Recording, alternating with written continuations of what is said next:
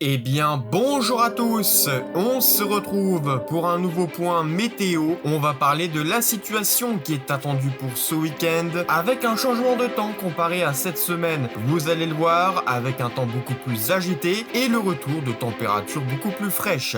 On voit ça dans cette vidéo. Et comme d'habitude, on commence par les centres d'action et vous l'avez constaté, ces derniers jours ont été tout simplement chauds sur la France avec des températures anormales pour la saison. On a atteint plus de 30 degrés sur les régions centrales, le sud-ouest et plus de 20 degrés sur la partie nord. Bref, des températures estivales pour un début avril qui n'est pas forcément normal.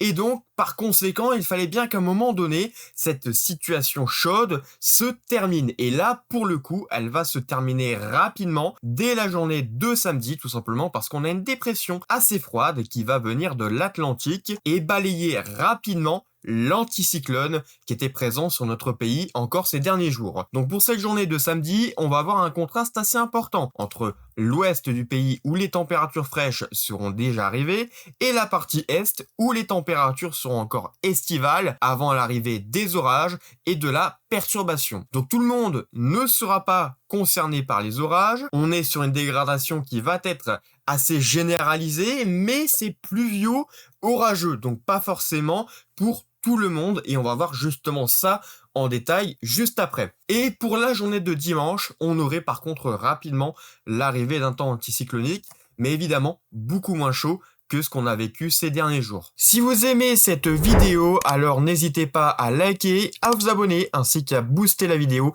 c'est très important pour soutenir la chaîne. Donc au niveau des températures, pour cette journée de samedi, donc c'est ce que je vous disais, on a un contraste assez important entre l'ouest et l'est du pays. À l'est, on a encore des températures qui pourraient dépasser les 20 degrés, par exemple ici 24 degrés en vallée du Rhône, voire même en allant jusque dans les Alpes, avec jusqu'à même 26 voire 27 degrés localement. Sur une bonne partie est, on atteindrait facilement les 20 degrés. En revanche, sur la partie ouest, là c'est beaucoup plus frais. On aurait seulement par exemple 8 degrés, voire 9 au meilleur de la journée à certains endroits. On serait globalement autour des 10 degrés, mais donc un net contraste par rapport à cette journée de jeudi ou encore la journée de vendredi sur ces régions. Sur les régions centrales, on serait entre les deux, donc entre le passage de la perturbation et l'arrivée d'un temps beaucoup plus frais. Donc on serait sous des températures, on va dire, dans les normales, sans trop d'excès. Ensuite, pour la journée de dimanche, et c'est là qu'on va se rendre compte que les températures auront bien baissé. Sur une partie est, on aurait 7 à 10 degrés seulement au meilleur de la journée. Heureusement, cela remonte par la partie ouest, mais c'est vrai qu'on est sur des températures bien plus fraîches comparées à la journée de samedi, bien plus fraîches à ce qu'on a vécu cette semaine. Et pour la semaine prochaine, globalement, on devrait être sur des températures dans les normales de saison, voire légèrement en dessous sur certaines régions, avec notamment le retour parfois de quelques gelées sur la partie ouest du pays, notamment dû à l'anticyclone qui va regonfler. Mais évidemment, on en reparlera lors d'un prochain point météo ou lors d'un post. Concernant les orages, et là ça faisait très longtemps que j'en avais pas parlé, donc ça y est, on peut enfin parler des orages, parce que oui, pour cette journée de samedi, cela va commencer du côté de la façade atlantique, avec les premiers orages qui devraient se mettre en place très rapidement et très tôt, donc vers les alentours de 6h, 8h, puis ces orages devraient de plus en plus s'organiser, en rentrant dans les terres et en remontant vers l'Île-de-France et les régions centrales, des orages qui sont pour la plupart désorganisés, donc c'est pluvieux orageux, c'est ce que je vous disais, il n'y en a pas pour tout le monde, mais là où cela pourrait arriver, ça pourrait être quand même modéré, voire fort localement, donc attention quand même, et c'est surtout dans le courant de la soirée et de l'après-midi que les orages vont devenir plus importants et surtout prendre un caractère plus important, donc notamment sur les régions du sud, donc surtout sur la partie massif central en allant vers les Alpes, avec des orages qui vont se mettre en place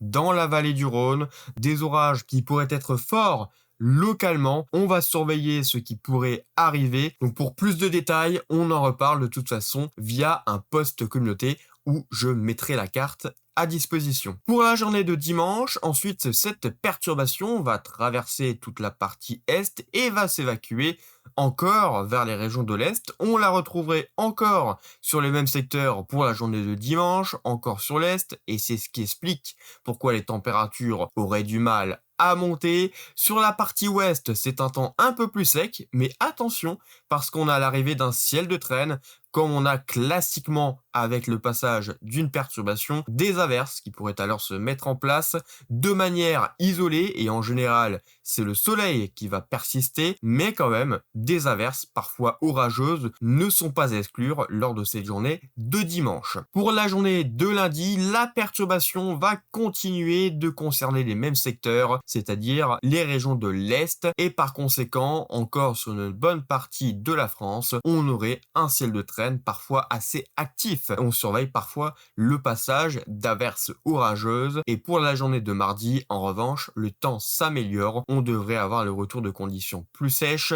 dû notamment à l'anticyclone qui va regonfler. Mais pour le moment, pour la suite, on serait sur un système de marée barométrique.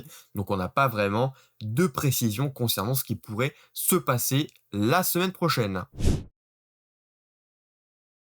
On passe à la partie pro et là c'est une nouveauté, c'est destiné à ceux qui s'y connaissent un peu plus en météo, et là on va regarder pour le coup, comme on a des orages attendus, le cas de l'instabilité avec la Cape, et ça c'est un paramètre, comme vous le savez, très important pour les orages. Donc là pour le coup, pour la journée de samedi, cela va surtout se concentrer au niveau de l'instabilité, la façade atlantique, ce qui correspond à ce qu'on a vu juste avant par rapport aux précipitations. Donc c'est là qu'on attend surtout les premiers orages qui devraient éclater. On en a d'autres qui devraient éclater de manière dispersée, par exemple ici en allant la Picardie. On en a d'autres qui vont se développer parce que la Cape va de plus en plus monter au fil de la journée.